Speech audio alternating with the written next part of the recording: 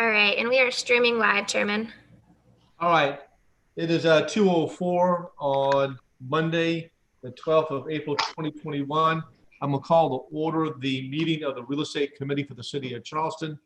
Councilmember Appel, you are now cleric in residence. So would you mind leading us to either a moment of silence or an invocation, please, sir? All right. Thank you, Chairman Shade. Let's have a moment of silence, please. Thank you.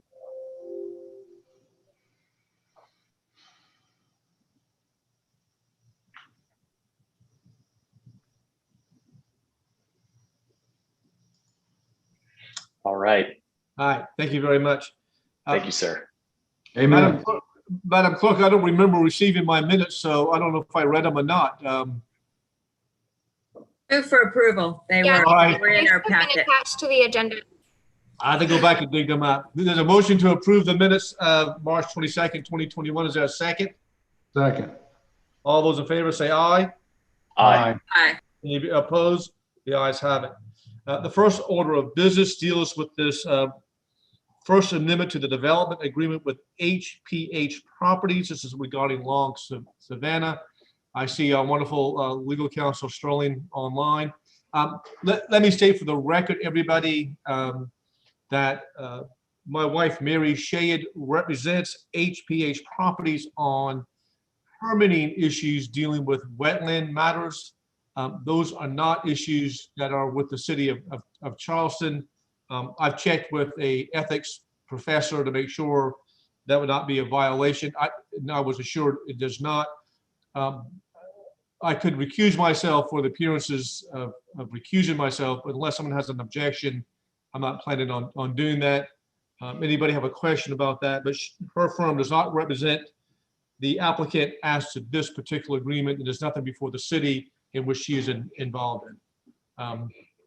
I'll entertain any comments about that, but I just wanted to make sure that was clear and on the record that there is no conflict of interest. But if someone thinks that I should, I certainly will defer to that and respect that position. Okay, I don't hear anybody say anything, so I'll proceed. Welcome, Councilmember Waring. All right, so Sterling, do you want to lead us off on this first amendment to the development agreement with HPH Properties? Yes, sir. Good afternoon, everyone. Hopefully you all had a chance to review the memo I sent on Friday, but I will go ahead and give you a brief summary of the changes included in this first amendment. Hey, Sterling. Yes. You said a little muffled for some reason. I'm not sure why. Can you hear me okay? I can hear you, but it's just a little strained, that's all. I hear you fine. Okay. I'll turn up the volume a bit, but I'm not sure if that helps with the outgoing. Okay. Go ahead. Thank you. Sit closer though. That may help. Yeah. Okay. Thank you. So the property that is subject to this development agreement includes 299 gross acres of land in the West Ashley area. It is owned by the Hip family, and Shay Kuhn, a family member, is here in attendance along with the developer Taylor Bush, in case you have any questions for them about the development. The original development agreement was executed on August 1st of 2015, and the term was for 5 years. And we've been negotiating now for many months to finalize the agreement on the terms for this first amendment, which will extend the development agreement for another 5 years. Can everybody still hear me okay? Yes, ma'am. Okay, great. So the new term of the development agreement pursuant to this first amendment will be August 1st of 2020 to August 1st of 2025. And then I'm just going to highlight, what the big changes are. So the first section deals with the stormwater management. And this first amendment is going to clarify that the development of the property is going to be subject to the city's current stormwater regulations that are in effect at the time of submission of a completed construction activity application. So those words were not expressly included in the original development agreement, and our stormwater department has advised that we include that as sort of an express provision, which we believe it would be subject to our regulations anyways, but we just want to make that clear. This is going to apply to each phase of the development if it is done in phases. So the other major stormwater change is that the developer has agreed to construct a 17.5 acre stormwater retention pond that will serve the property. It will be constructed as part of the first phase of development. So this means that in the beginning, it will be an advantage for the city because it will hold excess water from the Church Creek Basin area and provide a short-term retention solution for the Church Creek Basin. The design and location of the pond will be subject to the city's design review committee's approval. And the developer is also going to convey recreational easements around the pond so that the public can use it. Now, the final change to the, that's included in this first amendment has to do with the parks. In the original development agreement, the city had the obligation to purchase up to 25 acres of land that was going to be reserved for the city to purchase at a fair market value. So in consideration for the benefits of the 17.5 acre pond that the developer has now agreed to construct, the city has agreed to contribute 10 of that original 25 acres of reserved park space to be contributed toward the pond acreage, as this is going to be serving, the greater Church Creek area in the beginning of the development. So the remaining 15 acres is still going to be reserved for the city to purchase for park space. And the developer and the owner have agreed to sell this to the city at a discounted price. Instead of the fair market value, the price will be based on a park use appraisal rather than the fair market value. This is an option to purchase. It's not an obligation. So the city is not required to purchase it. But the city would very much like to have this property specifically for active park space such as athletic fields. The 15 acres could be conveyed as one 15-acre park, or it could be two separate parks of 10 and 5 acres each. The hope is that the city will be able to create recreational facilities similar to those at the Bees Landing Recreation Complex. That complex is about 5 to 10 acres. And then maybe also the Jack Adams Tennis Center, which is about 1 acre. Or even maybe a Moultrie playground type of active park space, which is about 4 or 5 acres. And this would be the only in-neighborhood active park space in the area. So the city is very hopeful to be able to have athletic fields in the neighborhood here because that was the needs that was shown by the park's comprehensive plan study. So again, the city has the option to purchase the property within 3 years of the recording date of the final subdivision plat. And there are a few more details, having to do with a park conveyance, but we've really put a lot of terms in there about the developability of the 15 acres to be perfect for athletic fields. So that's really what we're looking for. And then all other terms and conditions of the original development agreement are going to remain unchanged. The original development agreement was about 200 pages. I did provide a summary chart showing some of the highlights of that. But if you have any questions on the original development agreement or any of these terms, I'm happy to answer those. Thank you, Charlene. I'll entertain a motion for approval of item A. I'll move to approve. Okay, is there a second? I'll second for discussion. Let me ask a question, Mr. Chairman, or just Mr. Rilling. When is this part of the Long Savannah tract? So Charlene, can you answer that for us? yes, there are two tracks that are similarly called Long Savannah. This one, though, is also known as Village Green.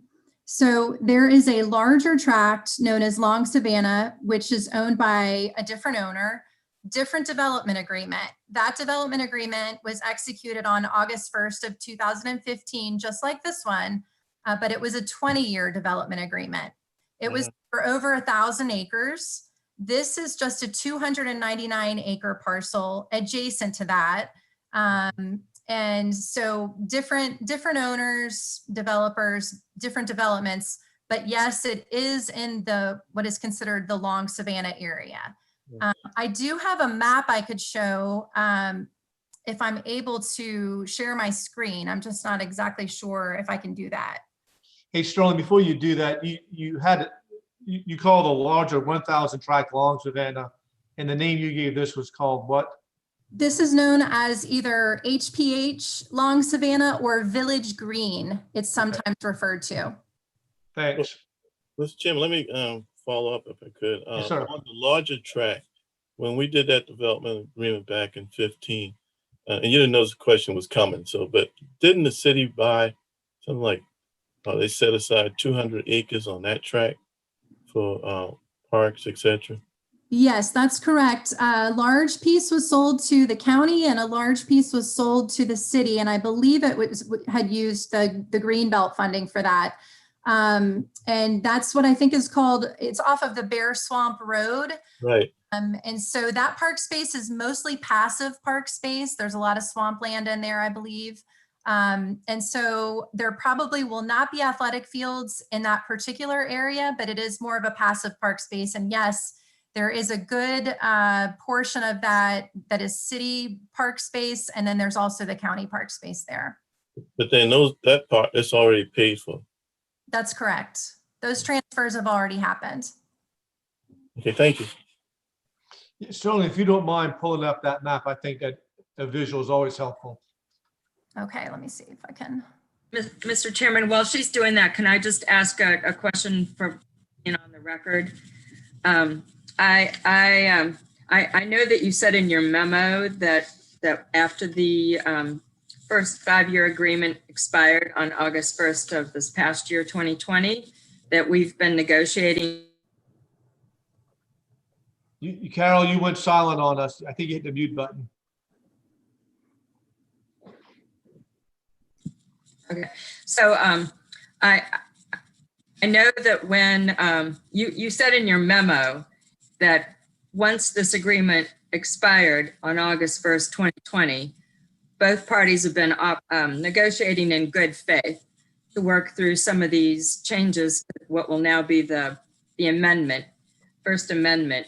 I do think that it would be great to have that explanation on record, though, from the mayor or whoever else, agreed that we would negotiate for more than 6 months. It's going on 8 months, right? And sure, absolutely. The owner actually reached out to the city's legal department probably over a year ago. So these negotiations have been going on, long before I even got involved in the project last summer. But because of COVID and so many different obstacles that we've had along the way, not being able to meet in person and doing a lot of things, it's just really slowed our process down. I worked with multiple departments on this, including planning, stormwater, parks, recreation, the mayor, and we just had a lot of different moving pieces to try to pull together for this. So, I really do want to honor the extension to go back to August 1st of 2020, through the present, because we really have been negotiating in good faith the entire time. Thank you. I think that's an important explanation, because without reading your memo first, I looked at the list, I looked at the actual amendment.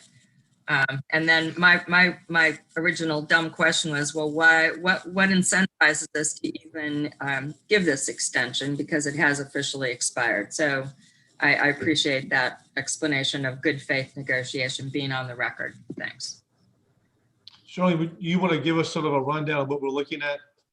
So this is what's called the regulating plan, so the dark green space at the top, that's what the county park is. That's what the county had purchased, and that will be used as park space. And then right under there, there's a lighter green little piece here. That's what the city purchased. And that's from the larger Long Savannah development, which I believe is from this little neighborhood 1 over on the left, all the way to neighborhood 10 on the right. And then neighborhood 11 up in this right-hand upper corner is what is called the Village Green or the HPH Long Savannah property. So this is the 299 acres here that we're talking about. The rest of this area here, including the city and county parks, is all subject to the 20-year development agreement that was also executed on August 1st of 2015. Now, both the larger tract, longer term development agreement and the smaller one had very similar terms and conditions throughout the development agreement. A lot of the same regulating plan, a lot of the same uses and all those types of things. There were just some minor differences between the two. But because of the state statutes, depending on the size of the acreage, that's really what determines how long the development agreement, what the term can be for. So because this was a larger area, over 1,000 acres, it's for 20 years. Because this was a smaller area with about 250 developable acres here, it was for 5 years. Sterling, what happens if we don't approve this amendment? Well, we still have the PUD that was approved back in 2015 as well. And, there would be no changes to that unless, the city were to try to make a change to the PUD. The PUD does include some of the terms and regulations that were included in the development agreement. However, some of the extra things, such as this 15-acre park space and some other details, would not be included.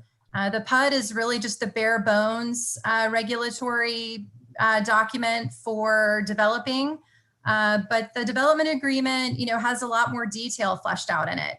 And, I would say it's beneficial for the city as well as the owner and developer to have the development agreement in place.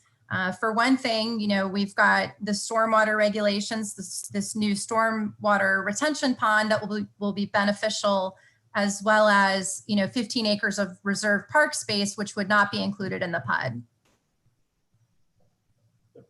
Thank you. Yes, sir, Mr. Mayor. Well, thank you, Mr. Chairman and committee members. And first, thank you to Sterling for all her many hours of work on this. She's really done an excellent job, y'all. And she really was herding cats. There were a lot of moving pieces as she described. And I'm sure, I know the primary one was related to the stormwater management in this special protection area of the Church Creek Basin. And to make clear that the property is subject to our current improved stormwater regulations was just critical. If the older regulations had applied, I don't even know that they had to build a retention pond at all. And then to take it to 17.5 acres is to comply with the current regulations is a big benefit to the Church Creek drainage basin. So you notice in neighborhood 11 up there that most of it, and particularly compared to the larger tract, is high ground. You see it's purple, mostly purple. So what we've learned, of course, through all the Dutch dialogue process is even with the high ground, if you can create storage for water and let it drain off at a slower rate than what it naturally does, you're really benefiting everybody in the basin. So my hat's off, because Taylor Bush and his folks really recognized by attending our Dutch Dialogues meetings that this could be a benefit to the whole basin. And the idea for enlarging this pond really came to them, from them, I should say. But it did not negate the need for recreational facilities. And that led to a lot of discussion and back and forth between staff, our Recreation and Parks Department, and particularly the fact that even though we got those 200 acres, as Sterling mentioned, it might not be ideally suited for soccer fields and really active recreation space, which is something that both Laurie and Jason agreed we needed in Outer West Ashley. So this agreement really comes with some benefits to the city and for connectivity as well. You note that that black line at the road going off to the right, that actually connects with the existing Village Green neighborhood and would feed out to Highway 61. Likewise, the new Glen McConnell extension or Long Savannah Parkway comes up into the belly of this property. So some important connections occur here from a transportation point of view as well. And seriously, Taylor and his team have worked in good faith. So I would recommend we approve this. I think there's good benefits all the way around. Thank you, Mr. Mayor. Councilman Rappel, any comments or weigh in on this? I do think it's a good idea for us to lock in the applicability of the new stormwater regs. It's my understanding that the city's sort of default position on this issue is that if you hadn't submitted a CAA prior to, what was it, July 1st of last year, you're going to be held to the new regs. But I think with the development agreement, that kind of might not be the analysis, because the whole purpose of the development agreement is to freeze the regulations in effect at the time. So long way of saying, I see the value in enshrining that requirement for this to undergo the new stormwater regulations in this amendment. I think that's not just that the city's actually getting something there. So while I'm not, y'all know where I stand when it comes to developments, kind of in the more sprawl type category.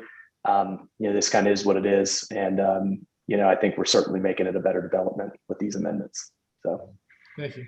I notice Councilman Bashealy is not a member of our committee, but I presume this is in your district, Councilman Bashealy, and you're the clean-shaven Councilman Bashealy. I don't look twice to see. Do I recognize that fella again? Well, thank you. I see your hand, Councilman Jackson. I just want to extend the courtesy to Mr. Councilman Bashealy first, if you don't mind. I don't either. Yeah, thank you, Mr. That's Chairman. fine. That's fine. I guess technically it's in District 10, but it certainly borders my district, just on the other side of Beast Ferry Road there, and I appreciate that. There's two things here. Obviously, the Church Creek Basin, which is extremely important, and I can see how it can help. I'm just concerned about giving up the additional acreage of the recreation spaces and what that does. And, once we do sit down and fully look at our comprehensive plan for recreation, what this does and how that cuts into that plan, and how much recreation space, how many ball fields are we losing, and what is that doing for our overall plan, I guess is basically what concerns me there, giving up an additional 10 acres that we could have potentially had. I guess that's my only concern, but it's something that I would want to look at further to see exactly what that does to us and what Jason and Lori's thoughts are on there, those types of things. Yeah, thank you for those comments. Yes. Okay, Councilwoman Jackson, I'll come back to you, Sterling, in a second. Councilwoman Jackson. Thanks. I appreciate hearing Councilmember Shealy's comments. I know his dedication to, our kids needing recreation, playing fields, and especially as much as we're jealous of the conservation and the environment. So I have a couple of, I guess my assumption about that is during the process of negotiating, we, our staff and whoever was part of the negotiating decided that it was worth giving up the extra 10 acres for playfields because we're getting the 17 acres for a direct specific stormwater improvement to the whole basin. So I would like to know if that, if my assumption is correct and if there's any expansion from the staff to explain that. But in the meantime, I would just like to make sure that, we understand the actual process and what would be required of this developer, and then what our, what our responsibilities are in upholding that land use development process. I know they have the PUD, that's a permanent fixture. I guess we could ask the developer to change the PUD at some point down the road, but that's a two-way street. It's not something we can require. So can I just follow, if we decided that we weren't going to approve this amendment, would that cancel the development agreement because it has expired officially? And then would the developer be incentivized to come back and do a brand new development agreement? And if so, when you did your year's worth of negotiations, were you looking at the entire development agreement as it is today and then picking out the only things in there that our staff thought were beneficial in order to put into some sort of amendment document like this? Can you just explain more about, the holistic part of the process and what our responsibilities are as a council? Thank you. So to answer the first question that Councilmember Shealy also brought up, Jason Kronsberg and Laura Yarborough were both very involved in the negotiations on this. We talked a lot about the types of parks that we could use for the 15 acres and sort of what configuration that would be and what it takes to build athletic fields. And so I do feel like, of course, they would love to have the 25 full acres, but I do feel like they feel comfortable with the 15 acres. That's something that they're comfortable with and feel like we can get some good in neighborhood athletic field space with those 15 acres. So I did work with them very closely on this. As far as, what else to look at in the development agreement, I'd say that, I've definitely tried to vet this out through all of our departments. Obviously, a development agreement touches upon every single department of the city. I know, I worked closely with planning, and Stormwater had the most input on this because of the proposed pond and stormwater regulations and everything like that. So, I feel like we really have been through the development agreement very closely. But, these are really the biggest items that we thought would be crucial to including in a First Amendment if we're going to extend it for 5 more years. This really grew out of the stormwater concerns. And then with the pond being as big as it is, it was really a matter of trying to figure that out, but also keep as much park space for the city that we could. So we've really analyzed all the park space in this area and really tried to weigh it with the stormwater concerns. And those are really the 2 biggest, items that we were looking at as we were reviewing it. As far as the process goes, if this is to go forward, this will be passed by ordinance. So we would have 2nd and 3rd readings at the next meeting. We're also going to have a public hearing at the next meeting. If this is not approved by City Council, the developer and the owner would have the option of either trying to negotiate a new development agreement or, possibly coming back with a revision that would make everybody happy for the First Amendment. So I'm not really sure where we would be if it's not approved. We'll just be back to square one and we'll keep working on it. But we do have the PUD, and the PUD does include most of the land uses and all of those types of regulations in it. So one more thing, could they build? Carol, I'm going to call on the mayor next. Hold on a second. Mr. Mayor. Okay. So I would just add that, and I'm happy to get Laurie and Jason on the call if they're available to weigh in. But just one thing I'd point out, like you think about Colonial Lake as being a park, right? But you don't just count the sidewalk around it. I mean, the fact that you got that beautiful open space with the pond full of water is part of the amenity of the public space. And so the same thing will apply with the 17.5 acre with the right, as Sterling mentioned, for the perimeter of the pond to be a public space and public use. So we weren't gonna, we didn't think it was feasible to have all 25 acres as fully developed active athletic space. Anyway, I don't believe, Laurie and Jason can confirm that. So in essence, if you count the pond as a public space, I mean, you end up with more than the original 25 acres, obviously. It all plays out, and the 15 acres was sized specifically to account for enough active recreation space as we would put in a neighborhood this size anyway. 10 acres is the size of a Ackerman Park. 5 acres is the size of a Moultrie playground. So planned in the right places and developed in the right way, we honestly felt like what we had asked for was what we needed. I see that we've got our two wonderful members of Recreation and Parks directors on, and Ms. Yarborough, I don't know if you've been following much of this discussion, or Mr. Kronsberg, if y'all been following much of this discussion, but some of the questions have come up that we're kicking back, I guess, for lack of a better way of saying, 10 acres out of the original 25 for recreation uses towards the stormwater retention pond. And some of the questions that have come up are, what can we do with 15 acres? Is that going to be enough to fulfill the mission or the intent of this recreational space out in that area? So Lori or Jason, if y'all can answer that, give us some insights. So what is the long-term plan for this park? So I'll try to jump in here, and Lori can fill in where she sees fit. But per the mayor, I think the mayor hit it on the head that, you know, that recreational space that will be accommodated around the pond and trails and the park-like setting is part of the whole idea.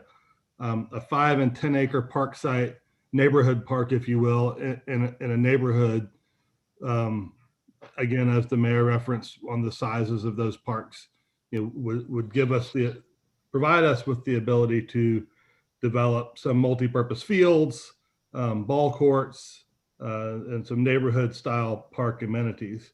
With that, I don't have anything off the tip of my fingers to reference, but per the spaces at Moultrie and or Ackerman, as commensurate park size with multi-purpose fields, basketball courts, tennis courts, playgrounds. That's, I think, without going through a true park planning process, that's what we would like to provide with any new neighborhood in the city. So the 5 and 10 acres should accommodate that, in addition to the space around the retention ponds. Thanks, Jason. I think that was very helpful. Lori, anything else you want to add to that? Thank you. As always, Jason did a great job. I mean, the only thing I'll add is that, you know, we tried to make sure that the land was highland, that it was going to be what we could use and not be wetlands. And so things that we could use for active spaces, understanding that neighborhood and those folks may have some different needs than what we see today. That I think it would be multi-purpose in nature. But would allow for those types of activities that we would be offering programs, or a place that a family could go and play a game of kickball or something like that. So absolutely, the biggest thing to me is that it's highland and we're able to use it, and it's multi-purpose, and it certainly fits those needs. Thanks, guys. I appreciate that as well. A quick point. Councilwoman Jackson, I come to Councilwoman Waring after that. Yes, ma'am. Thanks. I know I'm probably beating a dead horse, but I do feel very responsible to make sure that, you know, whatever we're talking about is clear to the public, and especially by the time we would get to a public hearing. So I'd just like to follow up with my earlier question. Sterling answered it very well in terms of, you know, if we don't approve this amendment, then it would be the developer could come back and you know, sweeten the pot or ask us to consider new terms that we would potentially approve. Let's say that none of that happens. Does the developer have the opportunity to then build under the PUD without other deliberations? They would come in with a concept plan tool for subdivision. Is that what could happen? Can they avoid getting a development agreement with the city if we don't approve this one? Yes, they would be able to go forward under the PUD. I think that's a very important point too. Right. Thank you, Councilmember Jackson. Councilmember Waring. Thank you, Mr. Chairman. Ms. Gelbar or maybe Mr. Kronberg can answer this. How many acres do we have back at the soccer fields off of Marietta Boulevard there? I guess Governor's Park over on Daniels Island. And then obviously Grand Oaks Park back in there. What kind of acreage do we have back there with a gym and those fields back in there? I can pull that up and measure it real quick. I know at West Ashley Park, we have lots of natural area, but if you give me just a couple minutes, I can get that answer for you. Good. While you're looking that up, let me tell you why I'm asking that question. I don't think we have any idea for the size population explosion that we're talking about when this area gets developed. I can remember back in, I think it was 15, during the Raleigh administration, when we were talking about this, we were talking about at that time, population potentially equating Daniel Island once Long Savannah and all of that gets developed. So, hammering out those parks area was, obviously part of it, and getting this connectivity from Village Green out to Glen McConnell Expressway. So I'm gonna be hesitant to vote to give up park space, kind of like at the 11th hour on this one right here. Even if the city kept the entire 25 acres and the city wanted to take part of it for stormwater, then maybe that's what, and create a lake or whatever we would want to do with it. But I think giving up the right either or this early in the process, how many acres is it? You said 277? 299. 299. So it's less than 10% of the entire property being, public parks and stuff. You harken back to Daniel Island. This area should not be any less than. So I'm not going to vote to support this one for those reasons. But I think when you look at, if we didn't have the areas out there at off of Marietta Boulevard, or Grand Oaks was certainly well planned and certainly have great recreation facilities there. But so much of West Ashley was developed in years past that didn't have the vision to allocate public space. So we refer to this as outer West Ashley. Well, when you look at inner West Ashley, very little forethought in planning for stormwater, Peter, in your areas and mine, that we're pleased to represent, and certainly parks. So some of those parks came as afterthoughts versus this should be forethought. So, Thank you, Councilman Waring. Anybody else have any comments to bring up? I'm waiting for, well, Mr. Konsberg is going through that. I think these concerns are very well expressed and very well played. I was out in that neck of the woods to go to the recycling center out in West Ashley. And I knew this was going to be on our agenda, and I was just sort of getting a visual as to the number of recreational opportunities that are out on this side of the outer part of 526 in West Ashley.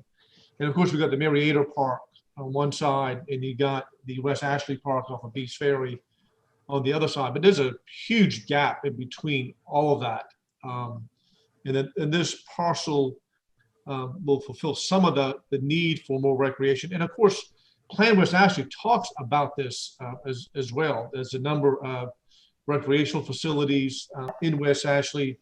And Councilman Waring, your point is that the explosion of population has taken over this area in leaps and bounds. We're talking about expanding the Glen McConnell Parkway, that the county is in the process of reviewing those plans.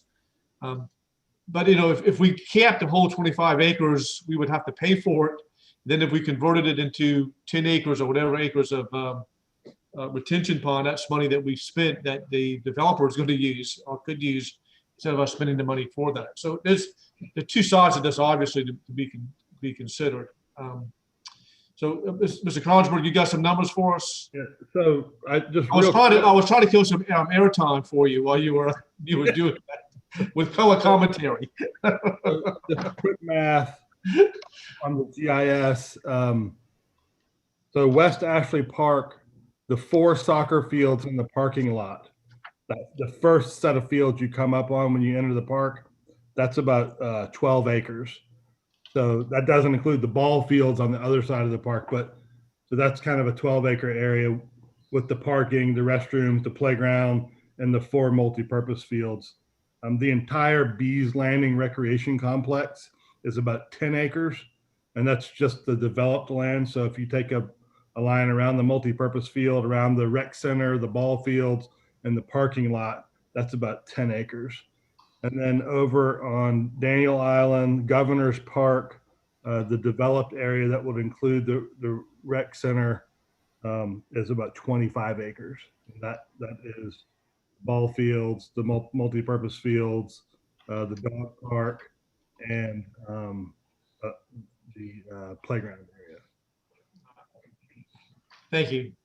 Okay, Councilman Shealy, we'll give you one more last comment, then we'll go call the question. All Because right. Councilman Williams will start fussing at me pretty soon. We go over into his Public Works committee meeting. So, Okay, yeah. All right. Well, thank you, Mr. Chairman. I appreciate it. So, all right. So West Ashley soccer fields, 12 acres with the park and Bees Landing 10, but we've got this comprehensive plan, and certainly it's got to be calling for additional acreage for us. And certainly there's got to be some requests in there with our comprehensive plan. Is this cutting us short on our comprehensive plan for our needs? Certainly we've got needs for more than 3 soccer fields. Right. That's what you're talking about in 10 acres, I guess, it's 3 soccer fields. We haven't seen the draft report on the Parks and Rec master plan yet. We're waiting for that. We know we have our Bear Swamp property over on the other side of this map, which is about 200 acres.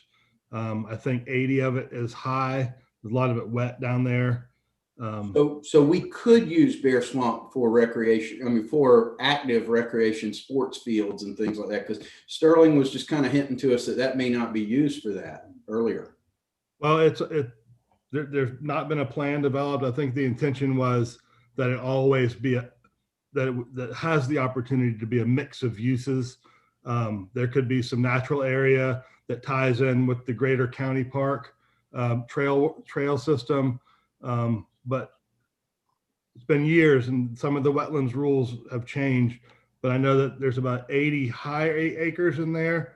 And it's always, I didn't know otherwise, but I thought we'd always anticipated having some athletic fields in there as well. So it could be a mixture of uses in there from a park type programming aspect. Okay, good. And then I guess from a stormwater situation, there has to be something similar to a 17-acre pond, I'm assuming, to meet the stormwater regulations. Is that right, Sterling? The 17.5 acre pond would definitely go toward meeting those requirements. I'm not sure if it would meet, 100% of what the requirements would be at the time, but it certainly is going to, help get to that point with the development. So it will be serving the development when the development is fully built out. But we do have that short-term ability to benefit from it in the beginning because it will be serving the greater Church Creek area before the full development occurs. Okay, thank you. Thank you, Mr. Chairman. I appreciate it. sure. All right, let's call the question, if y'all don't mind. Unless there's any further comments and things we have not heard about. And Sterling, if you could get rid of your screen share, Oh, sure. appreciate that as well. And Mr. Chairman, I'm not sure if you would like to hear from the owner representative or the developer, but I do believe they're on the line if you had any questions or if they wanted to speak and add anything that I may have forgotten. So Yeah, so who was present for that, Sterling? we have Shay Kuhn, member of the HIP family, and then we have Taylor Bush, the developer. Okay. Committee members, y'all want to have any specific questions for either one of those folks? I not seen any need for that. They might have to hit *6 in order to participate, depending on how they signed in. No, they're actually signed in through Zoom, Mayor. Oh, okay, good. Thank you. Yep. Yes, Councilman Jackson. Can I just ask a voting question? So we're going to vote to up or down on this as a recommendation to the Ways and Means, and then it will be Ways and Means that actually gives the decision on first reading to this ordinance that will go to the council. Is that right? It will go Yes, from that's- us to Ways and Means, and from Ways and Means to full council. So And then- if right now, Wait a minute, and then after that, there will be a second and third reading. At that point, there will be a public hearing for the second and third reading. right, but I'm talking about what happens right now. So if for some, we vote not to recommend it, it'll still go to Ways and Means, and then it'll still go to council for a first reading, correct? It'll be reported out as a committee voted to not recommend or to recommend, and then full Ways and Means can vote, and then full council can vote. Okay. And then if there's an approval process somewhere along the lines, then there'll be a public input in the second and third reading. Did that help? Yes.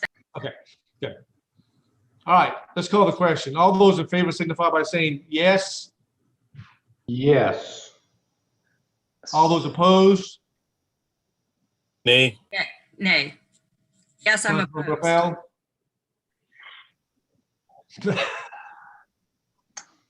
We I don't got, know. I'm torn on this one. we can do the double Jeopardy sound theme for you. Dum, dum, da, da, da, da. I had Aaron Rodgers, my quarterback for the Green Bay Packers, served as special host last year. I can call him up and he can chime in for you. Yeah, he can have my proxy. Okay. What say ye? There's 2 no's so far. The mayor voted yes. I'll vote yes. Is that a yes or a no? I'm sorry. It's a yes. Okay, I'll vote yes. So we'll recommend it out of committee, go in front of full meeting on a 3-2 vote. Okay? All right. Thank you all for the input, the questions and concerns. I appreciate, I think they're all very good questions that we have raised. And Councilmember Shealy, I do appreciate you chiming in. I think that helped us out a good bit from your questions, and certainly from Jason and Lori. Thanks for being available. And this is, of course, not the end of it. We'll come back up with more issues on it later. Thank you all very much. All right, item Thanks to B. Sterling. Councilmember Shea, you. I did just want to clarify, you said a 3-2 vote, but it was 4-1, correct? Oh, let's see. No, it was Two. 1, 2, 3, 4, 5. There's only 5 of us. Did 3-2. Councilmember Waring voted nay? Yeah. Councilman Waring and Councilman Jackson said no. The mayor and Appel and Shade said yes. Okay, thank you so much. Yeah, Councilmember Shealy is a visitor. But we wanted to hear from him. It was very important that he chimed in. So thank you, Councilmember Shealy, for doing that. All right, the next item is dealing with the low line and the governing use of the FLA of $250,000 for some work on that. And I think Mr. McQueenie is going to lead us through a discussion of this request. So can you lead us off, Mr. McQueenie, please, sir? With Yes, your bow sir. tie. You look very dapper today. Thank you. I appreciate it.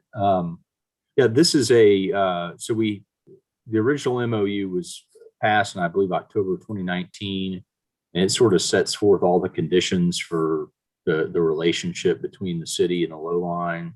Just going back, when the city purchased the low line property, it was actually from the Friends of Low Country Low Line. They paid roughly $5 million for the property, and then we paid them half their purchase price for the property. It was subject to a separate memorandum of agreement that anticipated the parties working together and cooperating in order to come up with a planning document for the property. And one of the important parts was something the city doesn't really do is the Friends would also fundraise and therefore take some of the burden off the city as far as paying for improvements to the low line once everything gets up and running. In October 2019, we passed basically a new MOU that set forth a lot of the same conditions and requirements, and also went through things related to the Friends' work on the property, such as insurance requirements and environmental requirements and those types of things. It's a fairly long document, and I've attached it to your documents, along with the first addendum, which was adopted to fund the design of the first phase, the initial design of the first phase, done by the Friends of the Low Country Low Line. That design was presented to City Council in December, and City Council approved the concept master plan, is what it's called. So at this point, we are at the final design, engineering, and construction phase, mostly in that order, or looking to advance those phases based on the conceptual master plan. And the low line has come to the city, as they did about a year ago for the phase one, and requested additional monies to begin and advance the final design, the engineering, and really it's the construction budgeting. This wouldn't be towards the construction for the first phase of the low line improvements. I think the benefit to the city of this relationship obviously is you've got a group of people who are they're all over this. This is a huge project. I think I said when I handled the closing, it was probably the most complicated real estate transaction I'd ever seen. All the various relationships that are involved, it's probably the most complicated project I've ever seen because of DOT's interests. We've got the affordable housing piece, the environmental issues, the skate park, has been discussed, all the different groups that are involved in this area, drainage issues, those types of things. So they've come to us and they've requested a additional $250,000. If they don't find eligible projects or eligible expenses within a year, the money reverts back to the city. I think the proposed amount would come from either the Cooper River Bridge TIF or another fund identified by the CFO. Before they spend any of the monies, the CFO and Corporation Council would have to approve it as eligible under the second MOU. And they'd have to actually approve the agreements. Those agreements would not be with the city. They would be with the Friends. If there were an agreement that needed the city to be a party, it would go to City Council. It wouldn't be subject to review of the CFO or the Corporation Council. They submit requests for payments based on the approved contracts, and they can get up to $250,000 for expenditures that are identified or consistent with the second MOA, which means that they advance the final engineering design or final design, engineering, and construction budgeting for the first phase of the low line project. I think it's been a good relationship so far, and I hope to continue to work with these guys. I think as a model, we've used the existing agreements with the Charleston Parks Conservancy for Hampton Park and for other parks throughout the city. So this is sort of a common thing that we've done in the past that's been, I think, fairly successful. But I'm happy to answer any questions anybody has, or Amy has comments. I'm not sure.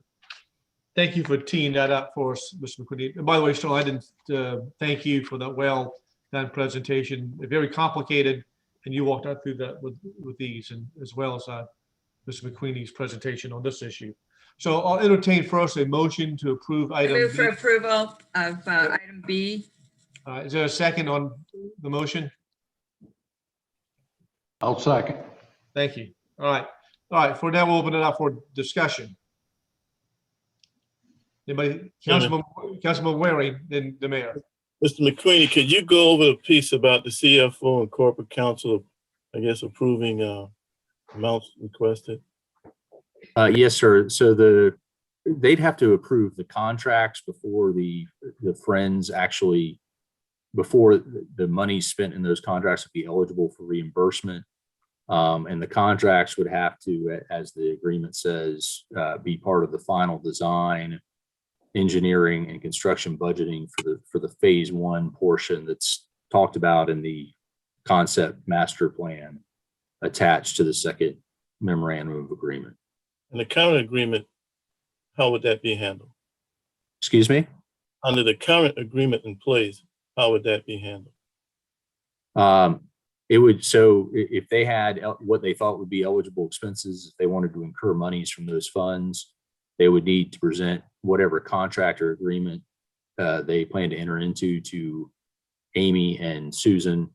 The contract would have to meet, again, that phase one program, but it would also have to meet the requirements of the MOA, which are, contain the insurance requirements, the environmental requirements, all that. Maybe I didn't stuff. ask my question correctly. In other words, Oh, sorry.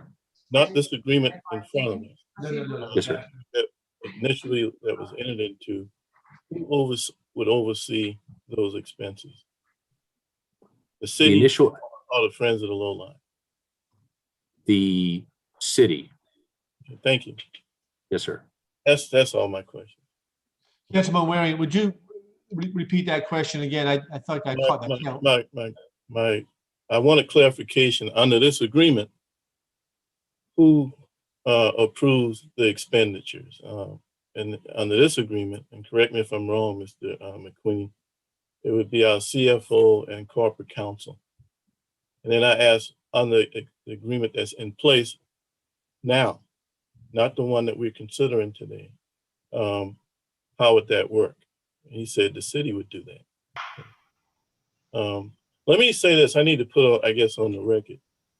I'm 100% for building the low line. I believe we had to vote to, should we do the low line or not. I think it'd be a 13-0 vote. I do have a problem in putting, in particular, this agreement puts our CFO and our corporate counsel in more of a political position on a project that I think they've ever been in before, in particular that combination. I think that's a travesty for the city. Mr. Mayor, I'm looking at your office right now. There are countless meetings I would suspect that you've had with staff, Friends of the Low Line, and maybe probably our corporate counsel and our CFO being there. Those meetings aren't transparent. Those meetings, council never get copies of those minutes. And if we don't have transparency, that means the public doesn't have transparency. And we're talking about millions of dollars. Now, I go back to the low line before you became mayor. But shortly after you became mayor, this is when Jenny Daring was handling it. It was a $50 million project. No construction plans, no bids, but they needed $50 million. I saw in the newspaper today now it's $40 million. I mean, listen, they're wonderful allies to Linear Park. To place our CFO and our corporate counsel in a meeting with stakeholders, important stakeholders of the low line, you, Mr. Mayor, without a checks and balance system, I think is a poor way to handle taxpayers' dollars. I don't think it's transparent. I think mistakes can be made, in particular from this bucket of money, that if we don't handle it efficiently, it comes at the expense of drainage and affordable housing. So, I mean, I have other things I'll say tomorrow night, but when an influential donor comes in to your office and says we need money for X or X reasons, and for example, our corporate counsel or CFO feels fundamentally that's flawed, that puts them in a vice that they normally shouldn't be, and in particular, CFO should never be in. When it comes to handling the city finances, in this case, Amy, before that, Steve Bedard, or whoever the next CFO is to be, their best advice should be based on financial fundamentals, not politics. And this agreement right now puts them in a position of wanting to please, obviously, if they're friends and potential contributor of yours, or to any council member campaigns who are in the rooms, it makes them part of the political process. One good thing about our bid process, it removes our capital projects away from that, Mr. Mayor. It removes our CFO away from that process. And that works to the benefit of the taxpayers. Competitive bidding has worked for this city. When it comes to linear parks, this would be the 4th linear park that the city's done. This project, from an engineering standpoint, is nowhere near as complex as doing the low battery wall, the high battery wall, or the curb. I mean, there's not going to be any cofferdams that have to be put in place to hold back part of the Atlantic Ocean to build this park.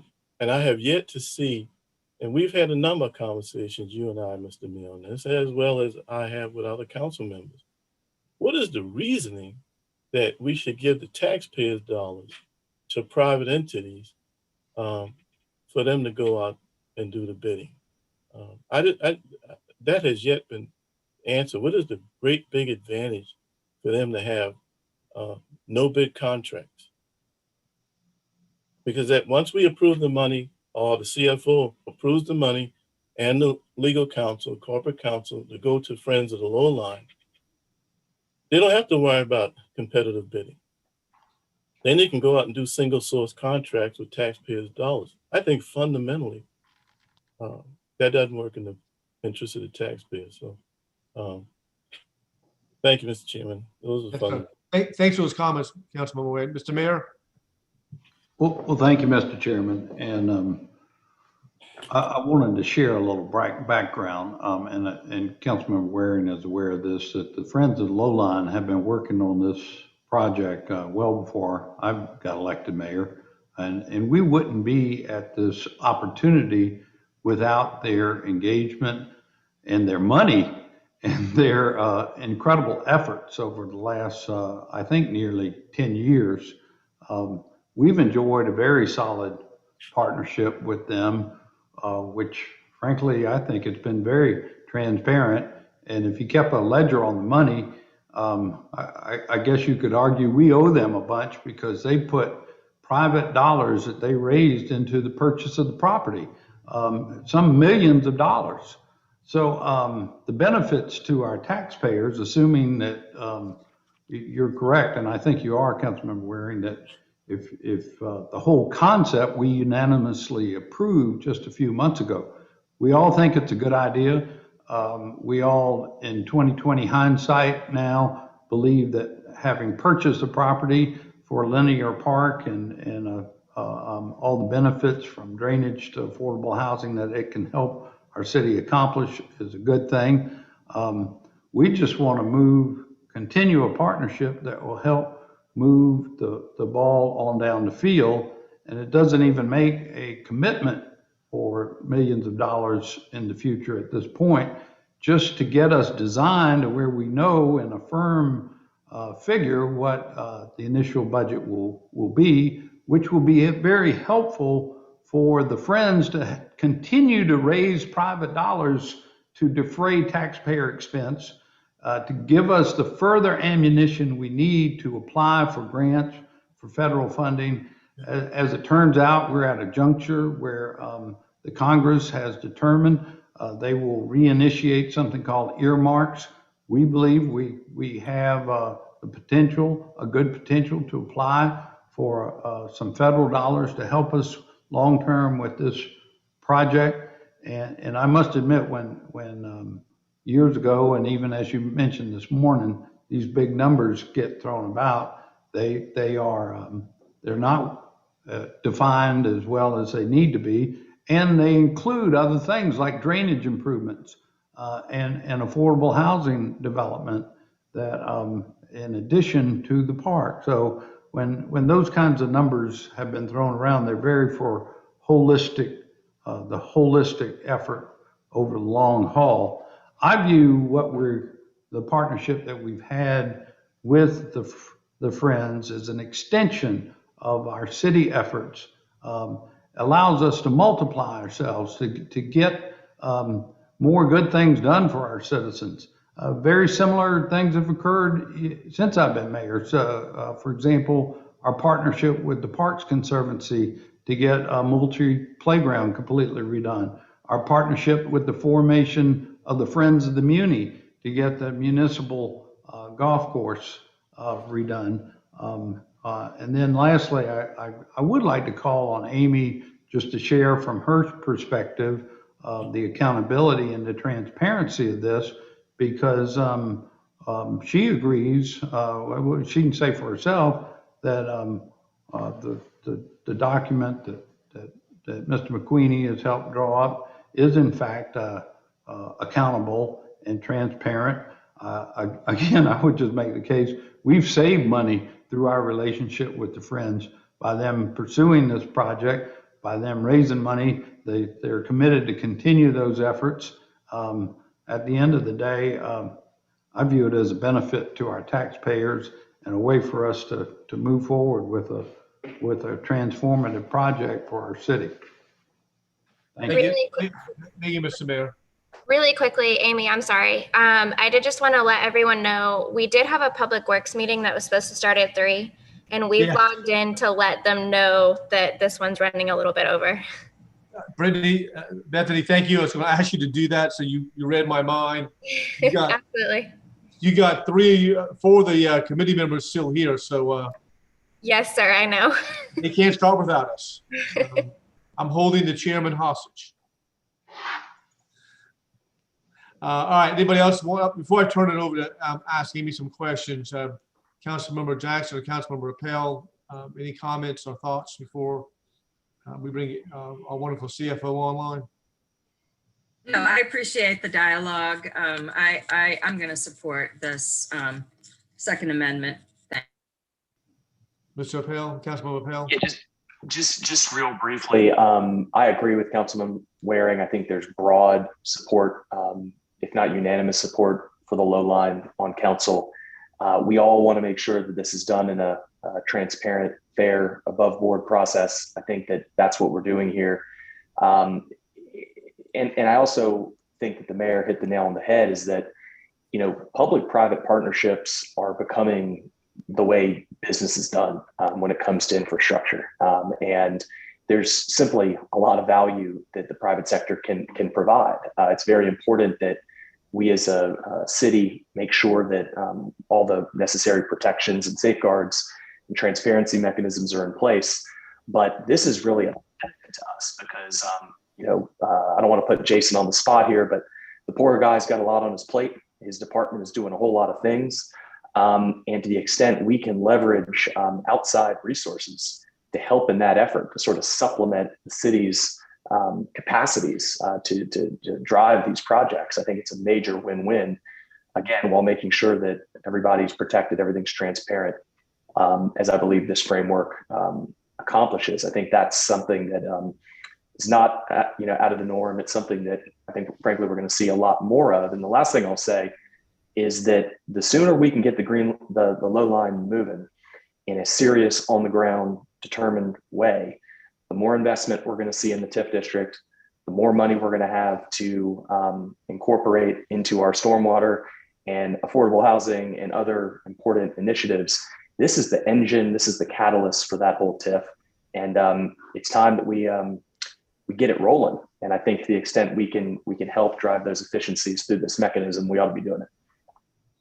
Thank you, sir, for those comments. So, Ms. Morton, we'll put you on the spot a little bit, please, ma'am. And I think the mayor has some specific questions regarding how this is going to work from a procedural standpoint and the issues raised about transparency and accountability that Councilman Waring brought up. Can you address some of those for us, please? I think so. So the way that Chip wrote this was basically the way that we do most of the reimbursements with our TIFs, with any of our TIFs, really, the development agreements that we have, to where everything has to come through us. And we have to look at it, make sure all the documentation there is there before we actually will reimburse for those expenses. So that's really how this is working. In addition to that, I know that Jason's team will be watching the project as well and looking at all of that. And we also will have a project manager for the Cooper River Bridge TIF. So to the extent that this is paid for out of Cooper River Bridge TIF funds, they will also be watching that project as well. So it'll have a lot of reviews, a lot of eyes on it before it comes to me for approval for the expenditures. Okay, Councilman Waring. Can she address the competitive bid process? That sounds like to me expenses are coming forward. My point is, how do you get the competitive bid on the taxpayers' dollars? Not after the expense has occurred, before contracts are awarded under this agreement. Ms. Wharton, if you can address that. So I don't know that, honestly, Councilmember Waring, in terms of, I guess that's where the Chip is saying that Susan and I would look at it to make sure that some of that it was according to what we think is okay. I know in the more detailed memorandum of understanding, Chip, I'm probably gonna need your help with that. We were gonna incorporate more detail into that when that full agreement comes forward, that would have more of the procurement side of it in it.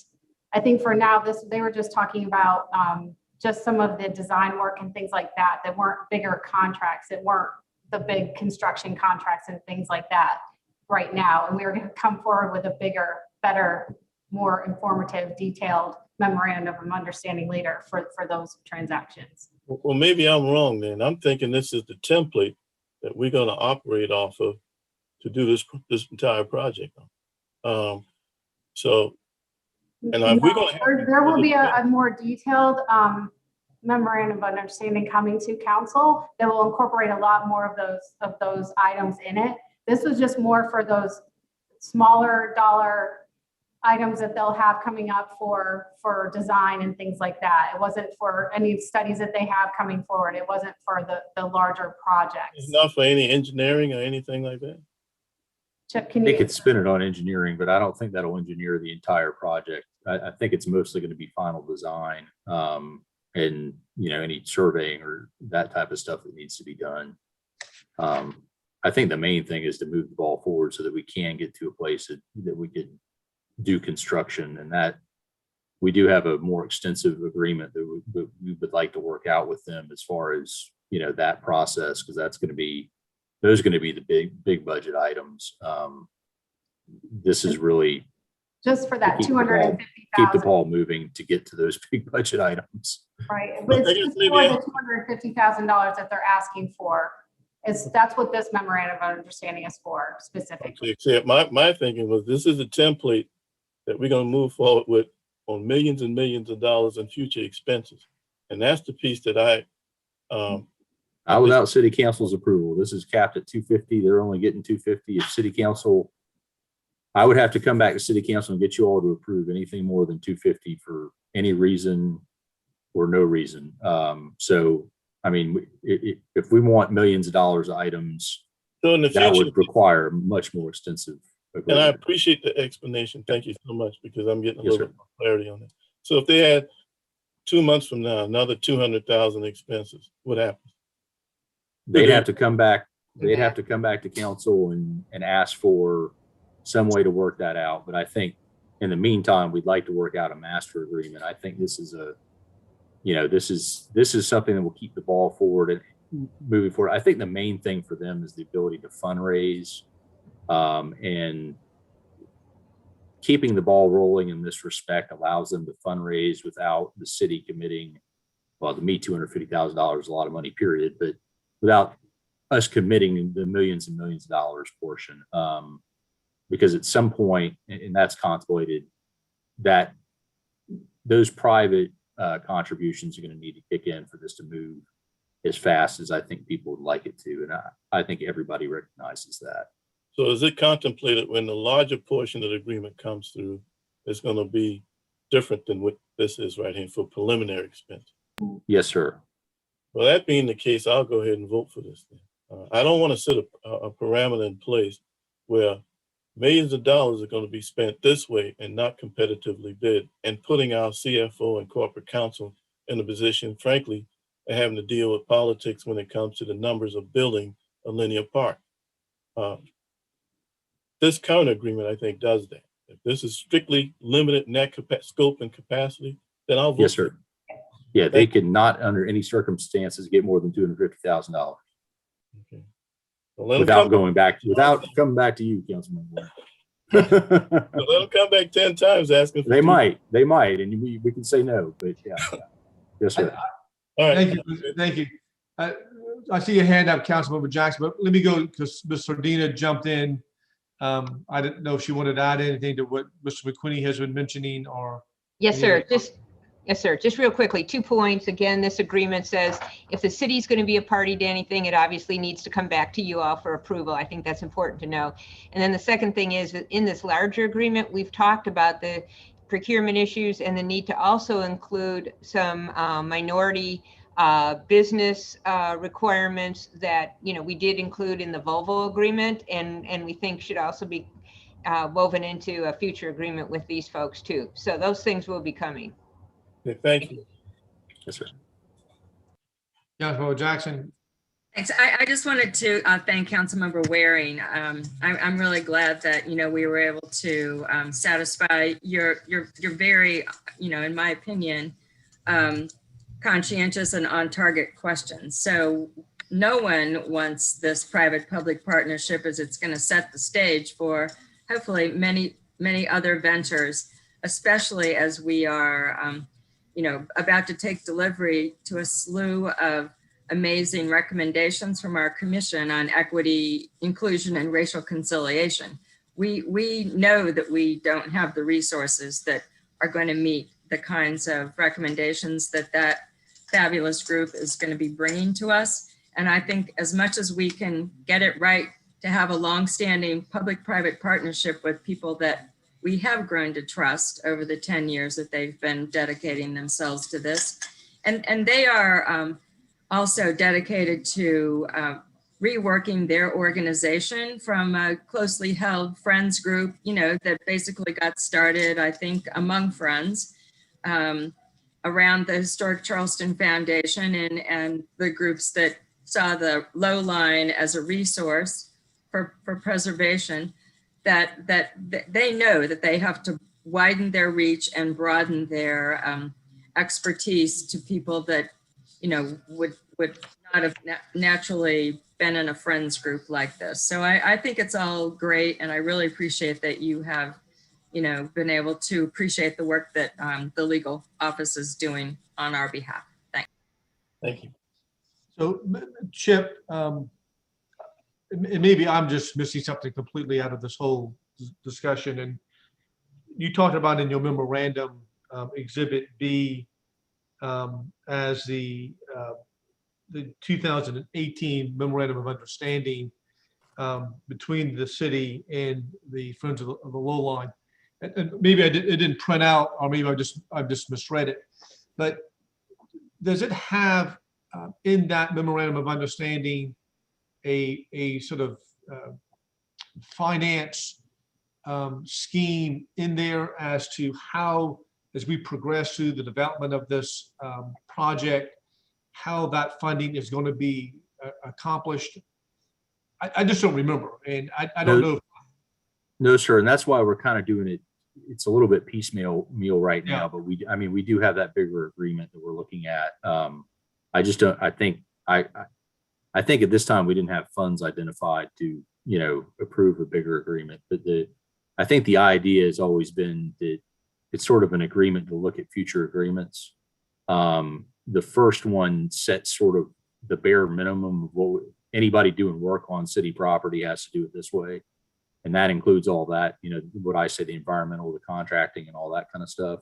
But there's a provision that basically says that we're going to both work to identify monies, but that we both understand it's going to take private monies and public monies moving forward to get this done. And I think that's with the what is it called, Charleston Parks Conservancy and some other organizations. I think that's the key that's the key factor for us. And I think even with the tennis center, is the ability for them to get money from private to do fundraising, to make fundraising efforts. And I think that's really the biggest benefit to the city of this. And you know, certainly if they raise millions of dollars and want to pay for the construction, I don't think we'll have any objection as long as it doesn't come from city funds. But to the extent they're spending city funds, we're just allowing them what's approved in the first addendum and the second addendum.